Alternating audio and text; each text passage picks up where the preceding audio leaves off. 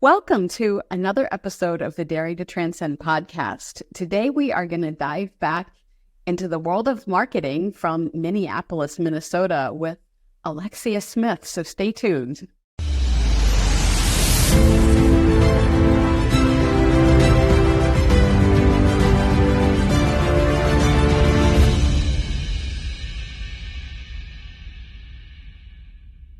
So today, I'm joined by Alexia Smith, who is the Vice President of Marketing at Dispatch. She is responsible for the overall health and strategy of the marketing team, including branding, go-to-market strategy, lead generation, product marketing, digital marketing techniques, and enablement. Prior to Dispatch, Alexia led sales and marketing teams at Sports Illustrated, Play, and Sports Engine. So welcome, Alexia. I am really happy to have you here today. It sounds like you've had quite an adventure in your marketing career. Yeah, thanks, Karen. I have. Yes, my marketing journey has not been linear, but here we are. Hey, but I love stories of people that aren't linear because I think we learn the most from those. And it's always fascinating to hear how people get from point A to point B. So I guess let's just roll back a little bit and start at the beginning and say, how did you get into marketing in the first place? Yeah, I got my degree in sports management and marketing from the University of Minnesota. And really my ultimate career goal was to do marketing for a sports organization. I wanted to work for a basketball team or a football team or a college program in doing their marketing. I actually worked for the Minnesota Timberwolves on their marketing department for, I believe it was 2 years as an intern and then managing their intern. Go Wolves. During a time where they weren't so hot as they are right now. Hopefully they come back and win tonight. So that really was my ultimate goal, was to get into sports marketing. So I started with the Timberwolves. Again, was there for about 2 years. And then, as a young, just out of college professional, sort of looking for any job that I could to gain more experience. And I ended up landing at a sports technology company, which was called Sports Engine. During my time there, they were acquired by NBC, and they've since rebranded and changed names, but it's a youth technology platform. So think you're trying to sign your son or daughter up for soccer or what have you, know what the tournament schedule is, when game days are. It's a technology platform that does that. So here I am joining that team saying, okay, this is sports. This is what I'm wanting to do. And then I really got down the wormhole of technology. Which is so easy to do. Yeah. That component became really exciting to me. How the products are built, how you're finding out what it is that your customers want and need, why they're buying from you, why they're leaving, why they're going to someone else. And that became really interesting. So that journey then took me to Sports Illustrated Play, which very similarly to Sports Engine, it was a platform that served youth and amateur sports, connected to Sports Illustrated. Was there for some time. And during that period, I actually had a former coworker leave to go start his own business, another technology company, totally not in the sports world whatsoever. But at that point in time, I think the sports thing had sort of left my brain, and the technology element was what was very interesting to me. I'd recently had my daughter, so I was coming back from maternity leave.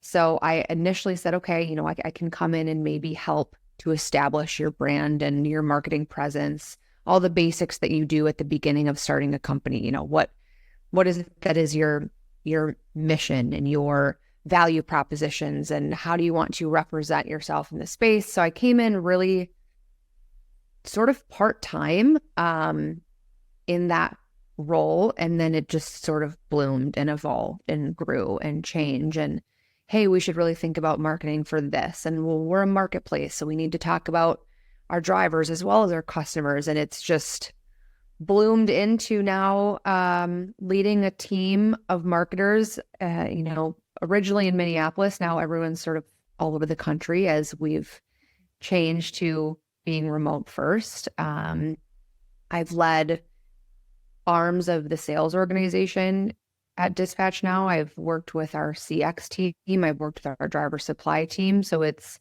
evolved into this VP of marketing role. And here we are. Which is really cool. So I just have to ask, because I was a sports fanatic when I was a kid too. And actually I, at one point dreamed of owning a sports team. Yeah. Hey, that might have been the Let's not go over the top. Yeah. Right. Although my career never took me into sports, which is kind of surprising how passionate I am about them at times. But I love that you took your love and your passion for sports and turned it into, at least a career or at least a starting point for that. So, right. I don't think, any of us necessarily come in with a blueprint for what the career path is going to look like. It molds and changes and shapes. And I've been really fortunate that mine has gone down a path that I'm really excited and proud of. And I'm excited to continue to work towards. Yeah. And I love that you've explored, different arenas and sort of, to your point, followed how you were evolving as a person, so your interests were moving away from sports into technology. And of course, we know technology can just, suck you down forever and ever. It's never ending. But that's what's cool about it, because there's so many different aspects to it. And technology enables so much of our lives. But as someone who is marketing for a technology company and working now with distributed teams in that environment, how is that working for you? I know it's a challenge, right, for anybody who's managing distributing teams, but how do you use technology? How does technology help and hurt that? I should say. Yeah. So if I'm understanding your question correctly, like, how is it that in order to keep up with the way that technology is evolving, like, how am I managing that with like my internal teams? That's one aspect of it. Yeah. I think that obviously with you and I chatted about this earlier, with the introduction of COVID and remote first and just the ever evolving space that is technology and what you need to do to adapt in order to stay relevant and to continue to be competitive in this space, you have to understand what it is that's going on around you, what it is that people are talking about, what's causing buzz and interest, and then utilize that, internally with your teams behind the scenes, but also make that information available and ready to your customers. Obviously AI is something that is huge and the buzzword of, the last couple of years. And, internally, it's definitely a tool that we've utilized in such a way to make ourselves more efficient and save time. But with our customers, how do you make it so that your technology that you're marketing tells the story of where it can go for them by pulling in that technology, or where do we foresee that potentially shaping what might change in our platform or our go-to-market strategy? Yeah. And, of course, AI is spoken with in equal terms of, awe and, oh my gosh, it's gonna, it's gonna make everything wonderful. And the other side of it is, oh my gosh, it's gonna eliminate everybody's job, particularly in marketing, right? That, we don't need marketing people anymore. We can just have AI write our marketing, which is really a scary given some of the output of AI these days. But it's really an interesting balance. How is your team reacting to, all the brouhaha about AI in the market, as a market? Yeah. I mean, I think you said it really well, that there's that definite like, oh no moment. What does this mean? And I think that that's obviously very natural to question now your place when new tools are brought to market. But ultimately, I think that our team has really embraced that and said, okay, I now have the ability to even be more valuable because I can get more done in my day, increase my impact, help me move the needle faster, because there still is that human element. You have to give it the directive of what to focus on, what to do, at what rate, teach it your voice, make the changes, make the edits. It just allows you to do it in a more simplistic cost reduction way of going about your day. So I think our team really has been excited about it and has leaned into it quite a bit. It's been great to see. And again, it's at such an early stage that it's only going to continue to get better and allow us to be more impactful and effective. Yeah, absolutely. So what about, the human connections in and amongst your distributed team, where, they're spending obviously a lot of more screen time using AI, using tools to do their jobs, all of that stuff. How are you building that connectivity in your team as a leader with the distributed piece of things? Yeah, our team does a great job at ensuring that everyone has an understanding of what they're accountable for, but they also have an understanding of what's expected of the contribution that they're going to get from their team members. And there's consistent and constant collaboration happening amongst our team members. We have, our weekly stand-up meetings, which in our business we call our L10s. We have our weekly one-on-ones. We have sessions about certain, products that are launching. We use all the communication tools internally that we have, and that collaboration element is something that's happening all day, every day. Our team talks very, very highly of one another, of how, I couldn't do my job without this person, or this project wouldn't have come to fruition without the efforts of this person. So making sure everyone knows who to go to for what value they bring, and that communication element is major for us. Yeah, absolutely. So, you've mentioned, again, in our conversation before we got started, that you have young children, and yet you still have a pretty intensive job. Is your job mostly U.S. focused, or is it global as well? Yeah, we're just in the United States right now. So we're in seven countries. At least that means you're not dealing with, global time zones and stuff like that too much. Very true. Very true. But how are you personally juggling the whole, work-life integration? I'm not going to say balance. I'm going to say integration with your children. Yeah. And, I know a lot of, there's so many different ways to do it. So what's your secret sauce for integrating all of that? Yeah, that's a great question. I certainly have, it's always going to be days where it's easier than others, right? But I think finding a workplace that aligns with your values and what having work-life balance or integration means to you is extremely important. I wouldn't be still at the company that I've been at now for, almost 7 years if that wasn't something that they also believed was really important, which is to have that work-life balance. There's boundaries that I set up around, my time. And I'd say 95% of the time that those boundaries are held pretty tightly. I want to be able to pick my kids up from school, or get them to school in the morning, or, be able to sit down and have dinner with my family. And, of course, there's days where that doesn't happen, but that's out of the norm.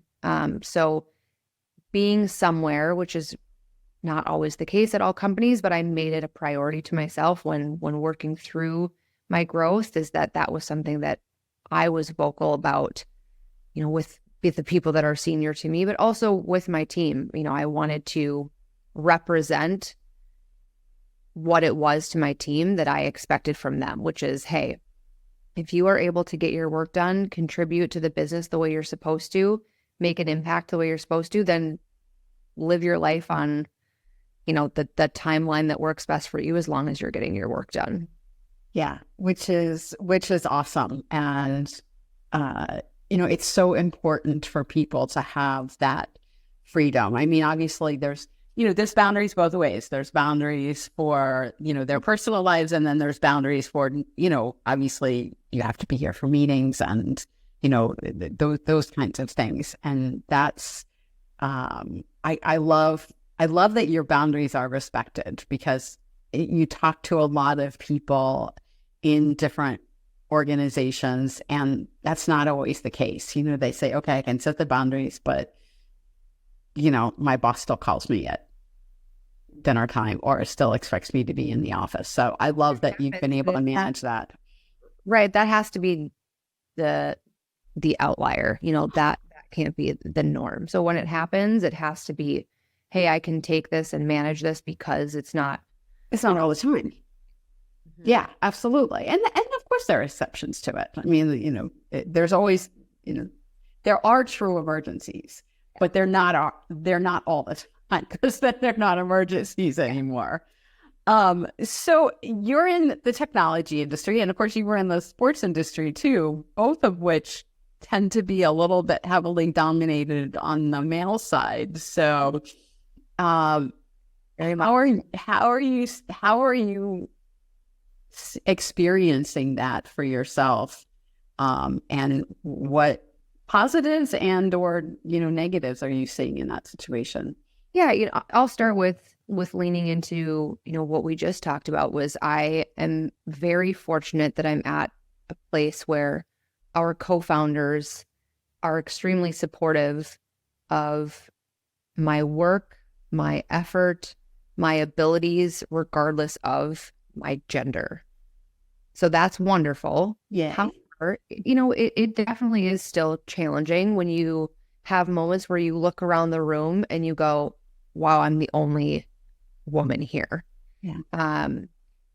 Again, there's been a very concerted effort, however, from our company to ensure that there is that diversity amongst and across our business. Some areas is much easier to find that balance. Others, it takes a lot more of an effort to ensure that there is that balance. But I think that, leaning into and focused on like my abilities rather than my gender has been what has gotten me to where I am, and made it really clear that, no, I'm good at what I do. And to look past, whatever unconscious or conscious biases, that may exist. I try not to focus on that. And again, sometimes it's easier than others. And again, I want to reflect that on my own team so that it then cascades out to the rest of the business. I've always made sure that, and I will say, marketing at times is a very female led area of businesses. But I do have a very diverse team. I have men and women on my team. I have people from all over the country, all different backgrounds. And I think that it's important to have that in my department, because then you start to see that in the sales organization or the product organization, because no one wants to look around and go, wow, everyone has a really diverse team except for me. Like, you have to sort of, you can't just talk about it. You also have to live it and walk that as well.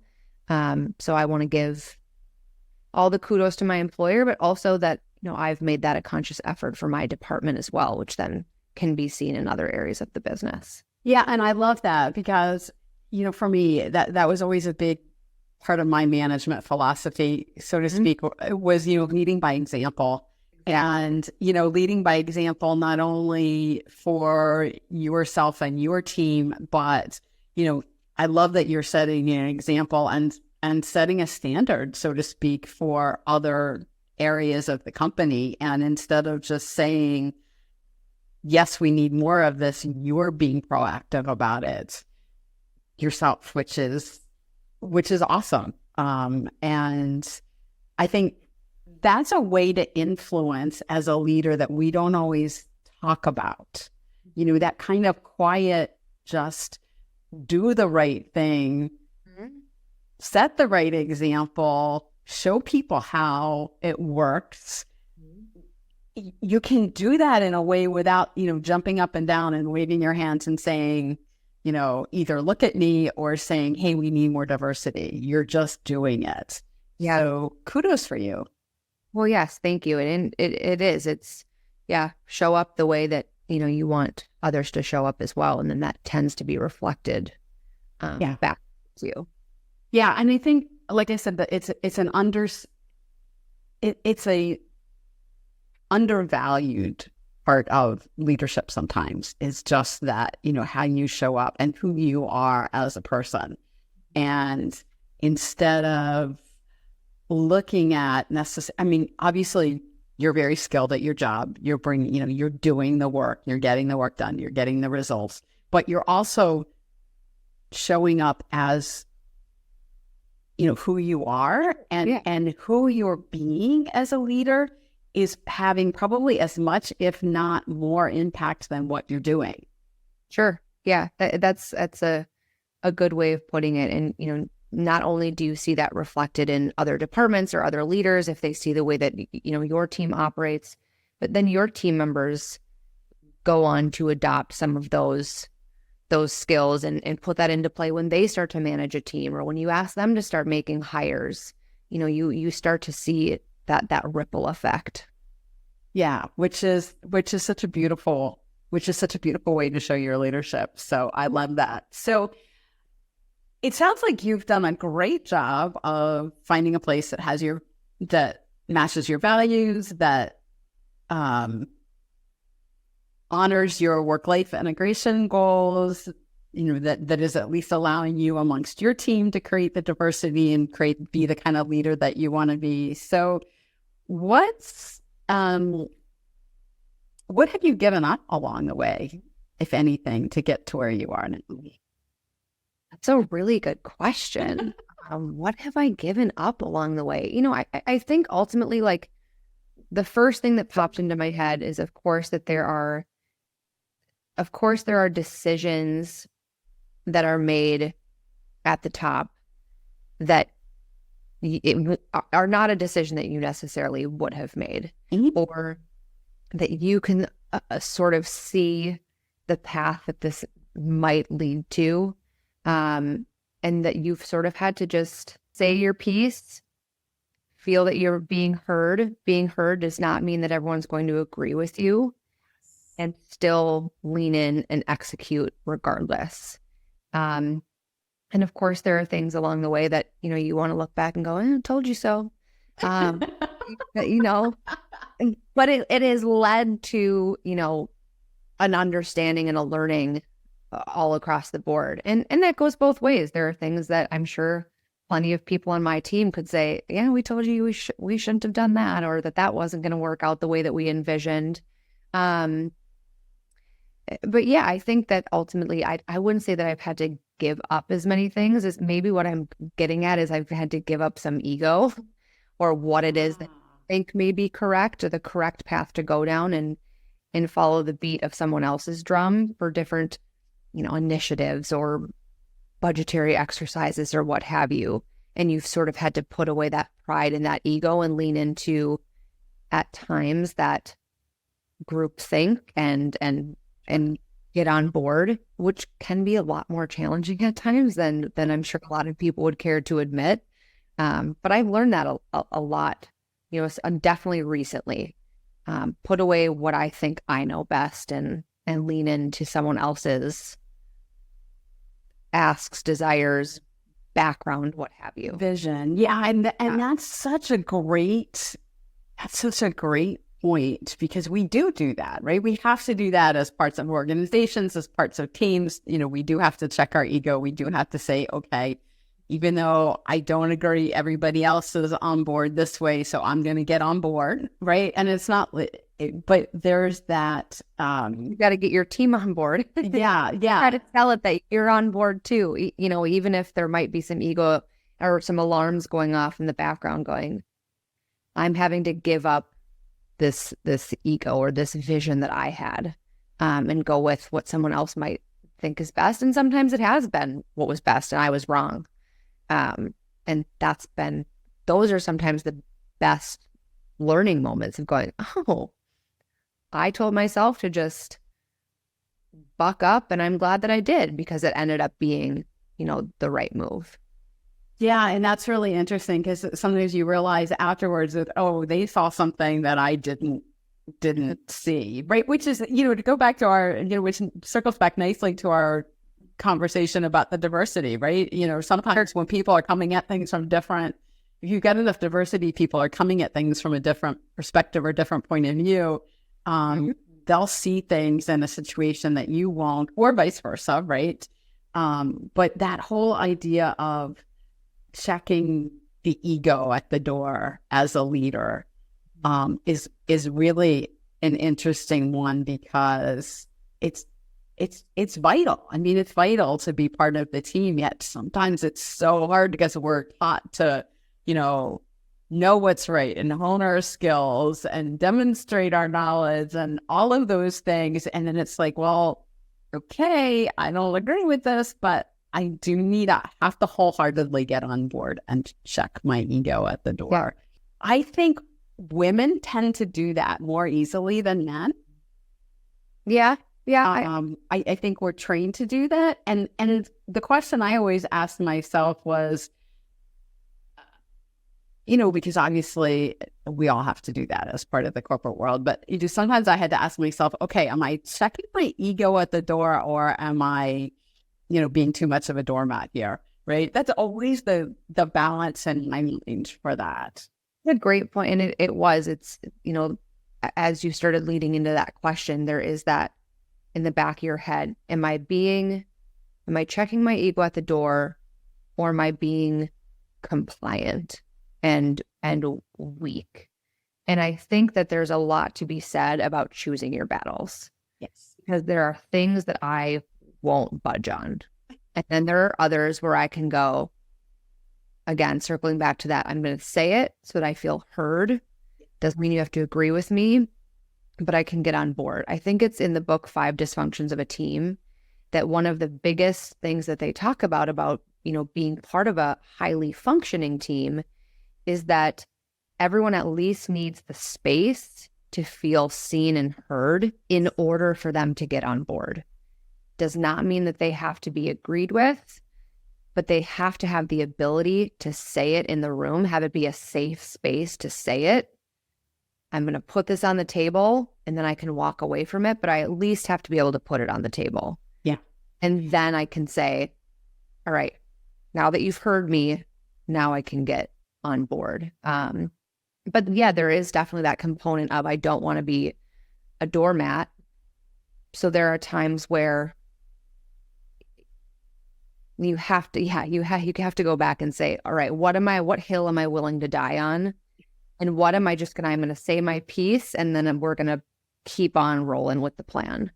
Yeah, absolutely. And I'm 100%, I am 100% with you that we have to choose our battles. And I love the way you framed that, because, and that book is a great book, by the way. I mean, I think Go read that. It's excellent. It's definitely a good read. And if people are heard, really heard, like this, and not just, okay, I'm going to placate you by letting you speak your piece, but I'm not really even listening to you, right? There's a big difference in that. There's a big difference between placating someone and really listening to them and validating, okay, I get what you're saying. I understand. You're bringing up a valid perspective, but we're still going to go in this direction. Yeah, I had an example of that this morning with some members of my team. And if he listens to this, he knows that I'm talking about him. But we have this expression where we just go, heard. Like, I've heard you. Like, you have been heard. And now we're going to move forward. And this particular person is excellent at his job because he's never afraid to play devil's advocate and always come at it from another angle or another perspective, another lens. And I'll often say to him, heard, but we're still not doing that. I understand exactly what it is you're saying, why you push back, what your concerns are, and repeating it back to them so they know that they have truly been heard, or vice versa. I expect people to, do that in reverse as well. So I know that I'm being listened to and understood. And also, this is why we can't, or we won't, or we're doing it differently. And it works very well on our team. Which is awesome. And I love that you have a shorthand for, like a code word for it, right? Just heard, right? And if everybody's on board with that, then, you know, that makes sense. Sometimes people probably need more than that, right? Some people probably need more And that takes time. hand holding, but yeah.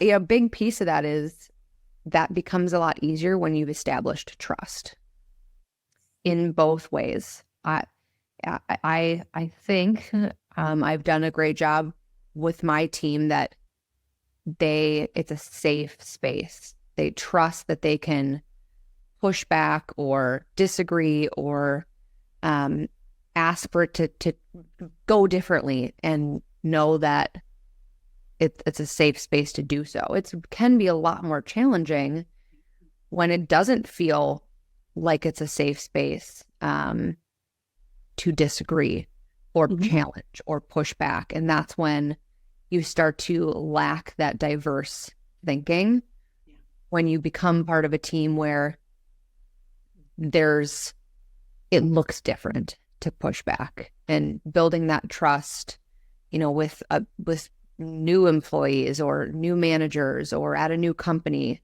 that piece needs to come first.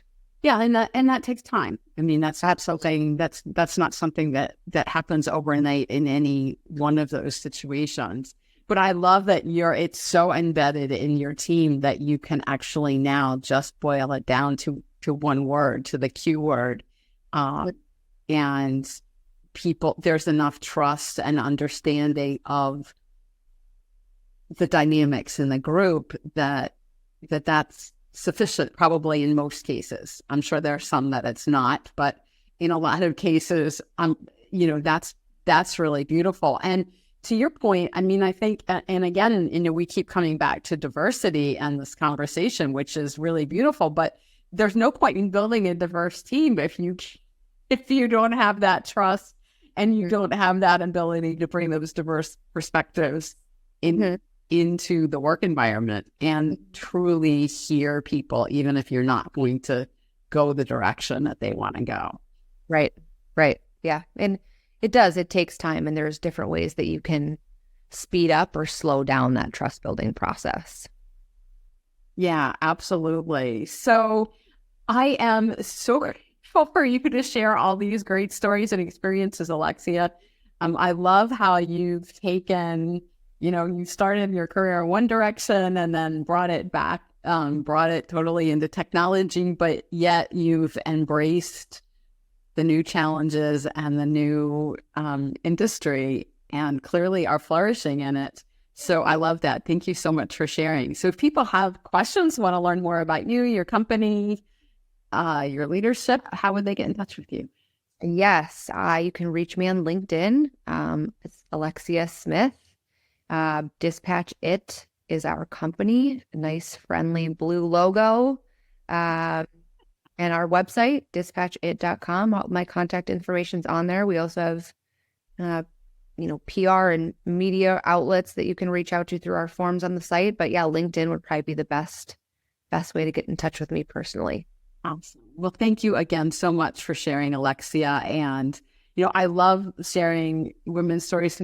I never know where we're going to go in these conversations when we start. Right. And this one has really been fun. So if you would love to hear more women's stories, please don't forget to like us on YouTube so that you get updated on the latest episodes.